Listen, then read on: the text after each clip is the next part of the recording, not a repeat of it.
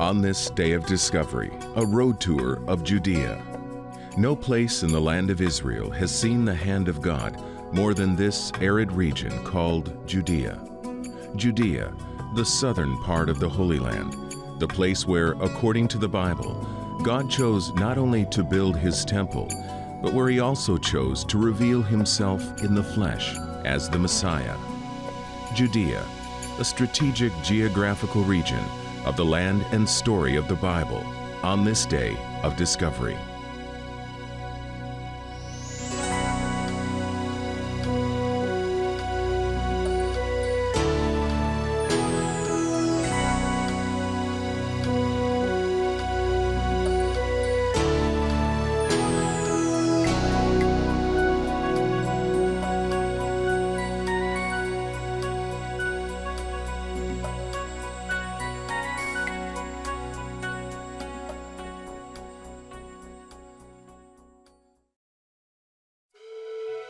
This is Israel, land of the Bible, a small nation in size, but many times larger in historic importance.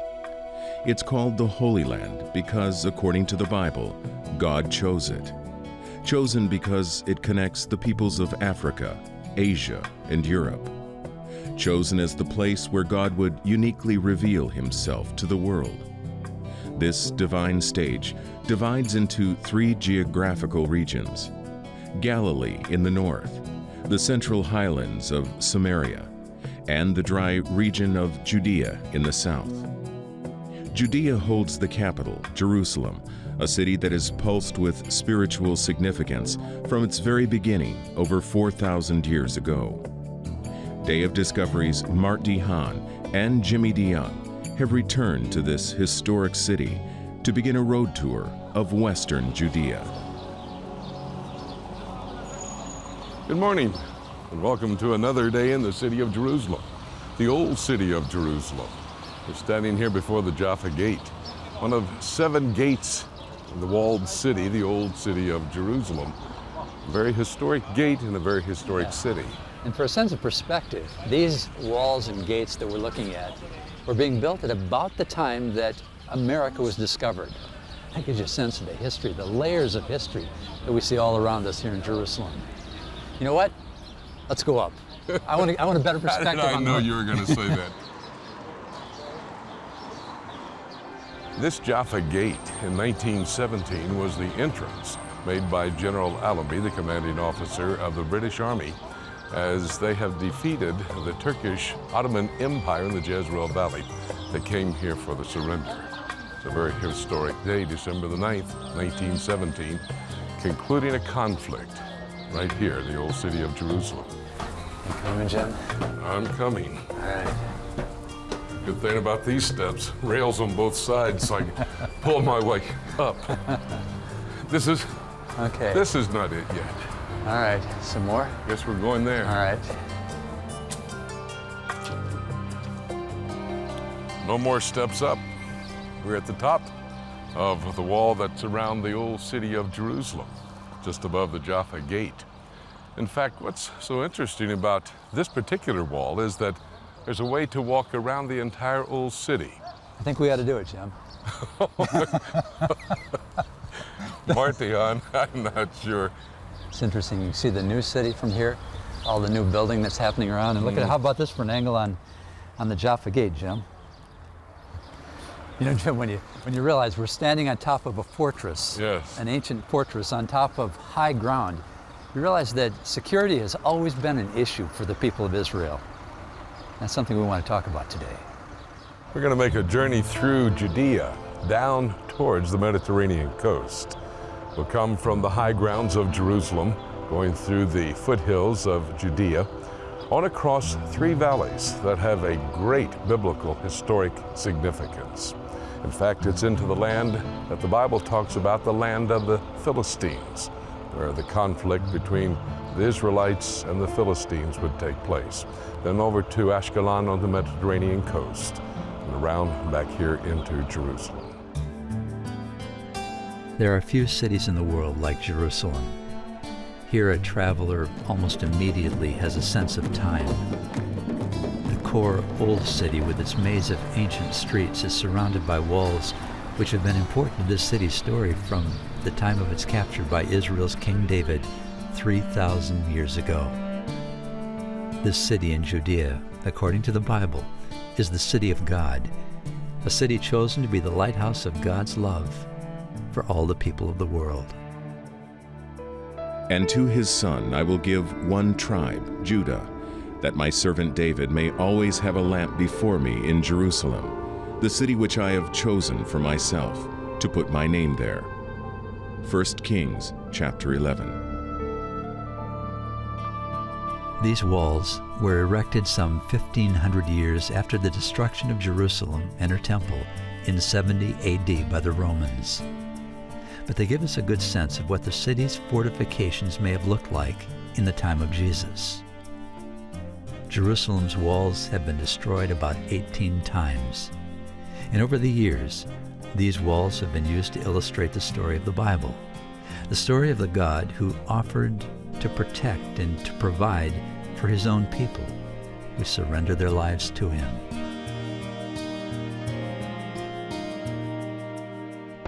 To begin our tour of the western and southwestern region of what was ancient Judea, we take a modern highway that roughly follows the path of roads and trails that have existed here since before the time of Abraham. These paths, first marked out by the feet of sheep and goats, eventually became caravan roads, and all too often, military routes. A half-century ago, this valley pass was significant in Israel's battle for access to Jerusalem, just after it was made a state by the United Nations in 1948. Looks like they left it right where it was taken. Remains of a vehicle, a memorial to those who would have lost their lives. In fact, the date on the marker there says February the 29th, 1948. It's the time of approaching the War of Independence. Jerusalem was under siege. They needed supplies, medical supplies, foodstuffs, and even water. And so they got volunteers in Tel Aviv to take their vehicles, and then they double-plated them. Steel armor around the original doors of the vehicle. They would make their way up the road from Tel Aviv on up to Jerusalem. And in fact, this vehicle is now seated here on an original piece of the roadbed that would have led up to Jerusalem. Seemed to be well protected inside there. Yeah. You know, this armored plated vehicle is a fairly recent reminder of the conflict that has marked human history. In fact, today we're talking about the great unfolding drama of the Bible. And from the beginning, from the time that humanity wandered off into the bushes of disobedience, there have been enemies. People have been fighting for limited resources. And here in the land of Israel, people have been in conflict over the land. According to the Bible, God intentionally placed his people here in this land in order to test them, to see if they would trust him in spite of enemies and in spite of a fragile agricultural cycle. The land of Judah is a land of testing, a land of choices, and a land of physical challenges.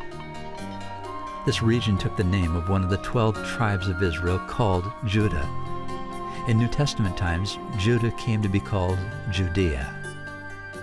Archaeologist Dr. Paul Wright of Jerusalem University College describes some of the distinct geographical features of this western region of Judea that played an important part in the unfolding story of the Bible. The high hill country of Judah is connected to the coast by this lowland area. Fortunately, through this lowland this lowland area, the Shvela, there are some east-west valleys that carry traffic, carry natural routes. Of these valleys, 4 of them are most significant biblically. The northernmost, the Ajalon Valley, carries the main highway between Jerusalem and the coast. Gezer is the main city in it. Today, the main highway between the two, between Jerusalem and the coast, to Tel Aviv, to the airport, Ben Gurion Airport, goes through the Ayalon Valley. Any visitor to Jerusalem, to Israel, sees that valley as they go, nice and wide and fertile. South of that, the Sorek Valley, it does not have good connection to Jerusalem. It does have good connection to the coast. At the outer end, Ekron, a Philistine city. At the inner end, we meet it with a fellow named Samson, whose home is on a hill just above the flat of the Sorek Valley, trying to take that valley for his tribe, the Danites. Judah, next door, would not mind it if Samson was able to contain the Philistines, keep them out.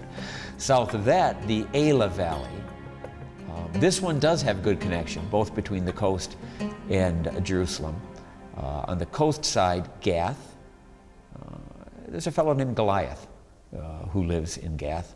He thinks this is his valley. On the upper end, you have a connection to Jerusalem and one to Hebron.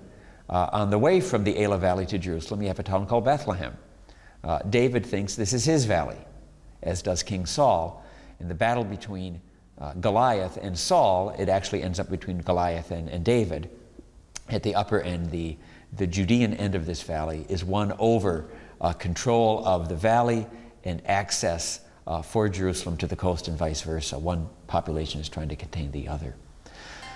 Skip a valley, we can go down to the Lachish Valley. This one shows up toward the end of the kingdom of Judah. To showcase the history of warfare in this region, the modern nation of Israel has built a museum of armored vehicles on the main road from Jerusalem to Joppa. It's one of many paradoxes here. The residents of this land continue to greet one another with shalom, with peace, and yet constantly question the best way to obtain peace and security. And all too often the common answer is a bigger and better military. Israel's ancient prophets, however, often rebuked this appeal to military strength without dependence upon God. Yet I will have mercy on the house of Judah, will save them by the Lord their God, and will not save them by bow, nor by sword or battle, by horses or horsemen. Hosea chapter 1. Hey, Jim? Yes. Yeah, why don't you go up and show everybody the view? And I'm just going to catch a couple pictures here, You mean okay? climb the steps? You bet, my friend. Listen, I can handle the camera. Come You on, go. just show it. It's a nice view up there. More steps? Come on. What? You can do it, Jim. I know you can do it. I believe More in you. steps on this program than there's ever been.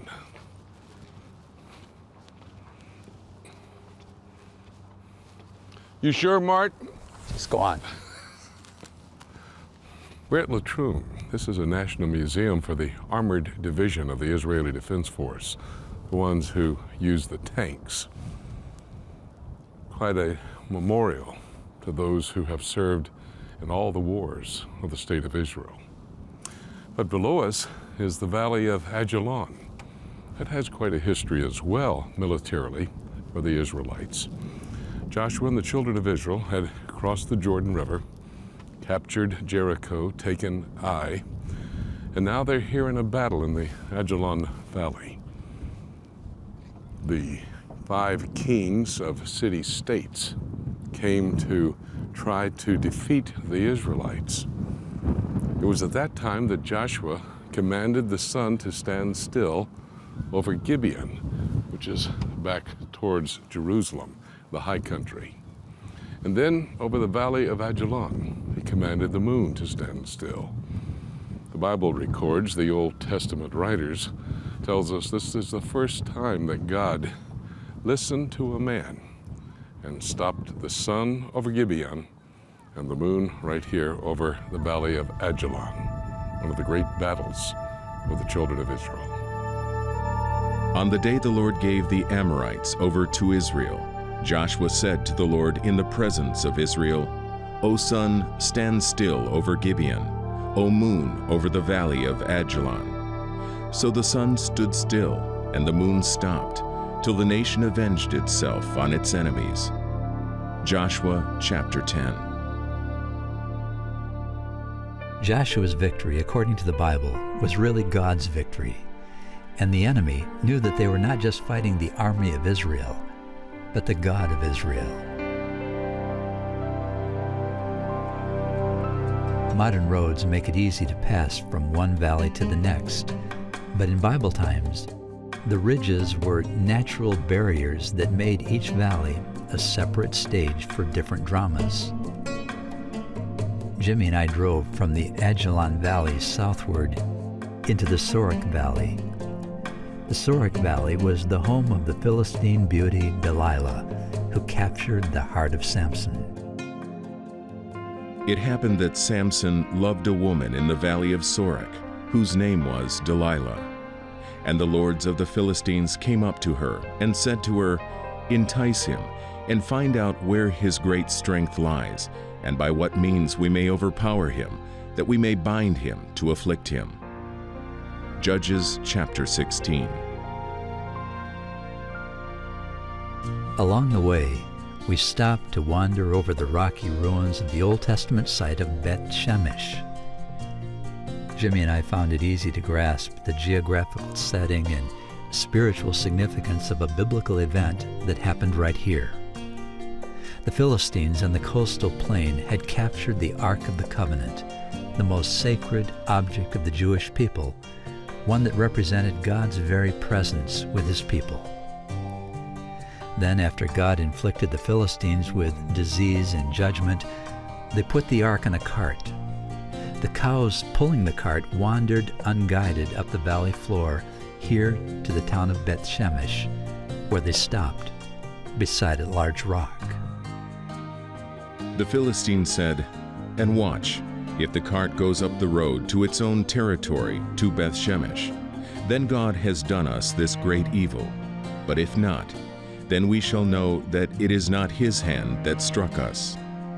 Then the cows headed straight for the road to Beth Shemesh, and went along the highway, lowing as they went, and did not turn aside to the right hand or the left. 1 Samuel chapter 6. Even though the Philistines saw the power of the hand of the God of Judah, they never turned to worship him.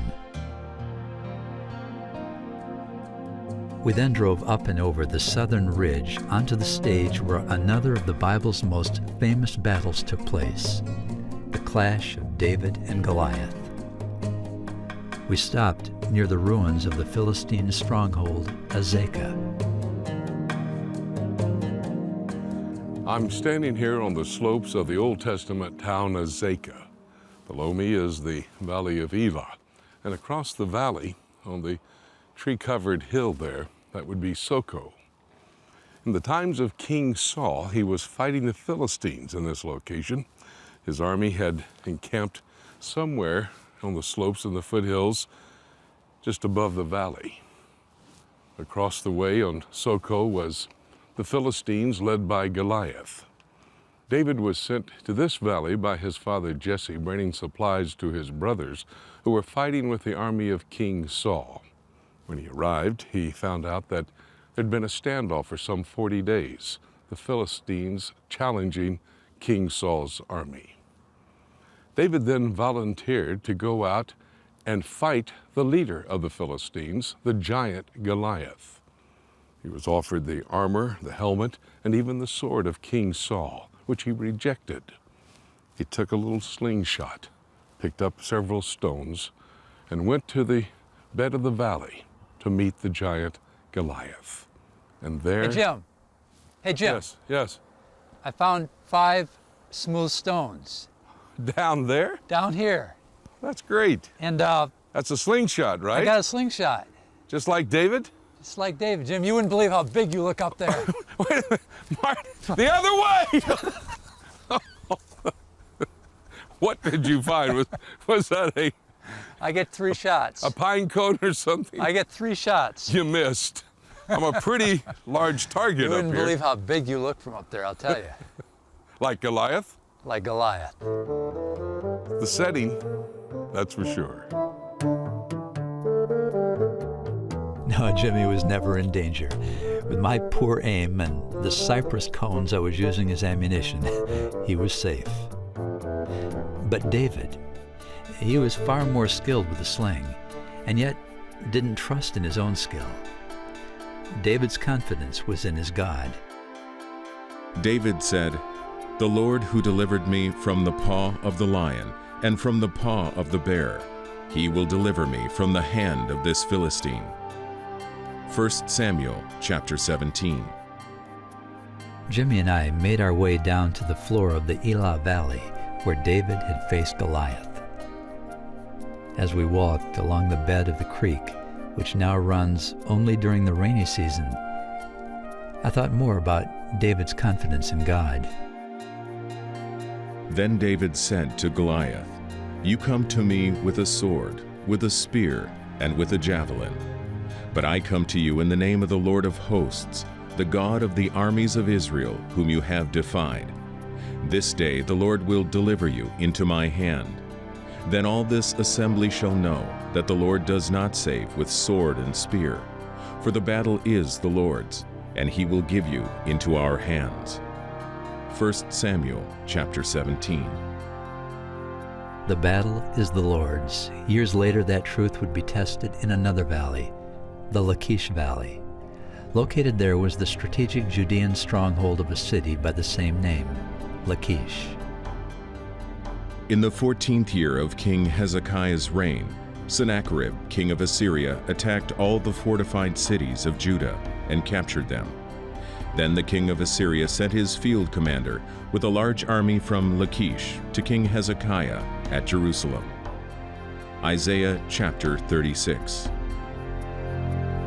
This ancient relief records the actual battle for Lachish, a brutal depiction of ancient warfare. Sennacherib, king of Assyria, conquered the city in 701 BC and displayed the victory on his palace walls in Nineveh. It's a reminder of what could be lost when Israel chose to turn her back on God, her protector and provider. Heading west toward the Mediterranean, we passed Ashkelon, one of 5 Philistine cities of the coastal plain. These shores have marked times of testing and times of trust. And eventually, according to the Bible, the light of God's chosen people simply disappeared for hundreds of years.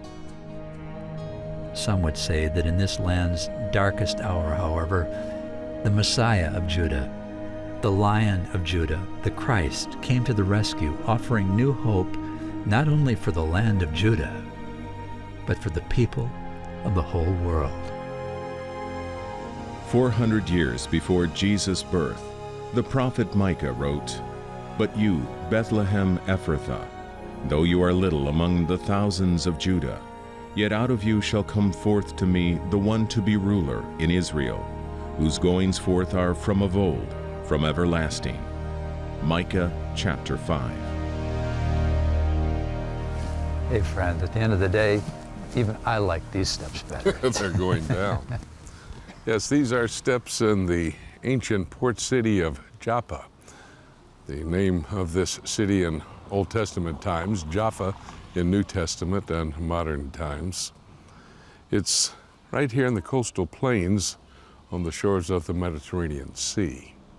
The Old Testament talks about Jonah coming here on his journey, going the opposite direction from where God told him to go. The New Testament writers talk about Peter coming here. He raised Dorcas from the dead, spent some time with Simon the tanner, and then was requested to journey up the coast to Caesarea, where he was able to convert the first Gentile to Christianity. That's the big story. That's what Jonah was all about. That's what Peter was all about. And that's what the New Testament is all about when it talks about God himself coming to this land in the person of his Messiah, who died for his enemies to make them his friends, and who now extends to all of us that same opportunity. This good news Jesus told his disciples to take to the world. He said, "You shall receive power when the Holy Spirit has come upon you. You shall be my witnesses both in Jerusalem and in all Judea and Samaria, and even to the remotest parts of the earth." It seems fitting that we end our tour of Judea in Joppa along the shores of the Mediterranean. From here, the gospel of Christ spread rapidly by peaceful and unarmed followers of Christ, a demonstration that it is not military might that protects and empowers us. It is God's Spirit, a truth that the nation of Israel has down through the ages, since the time of her prophets, struggled to understand.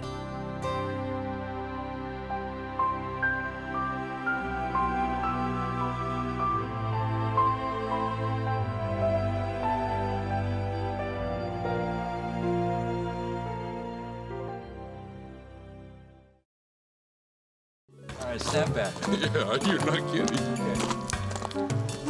Okay.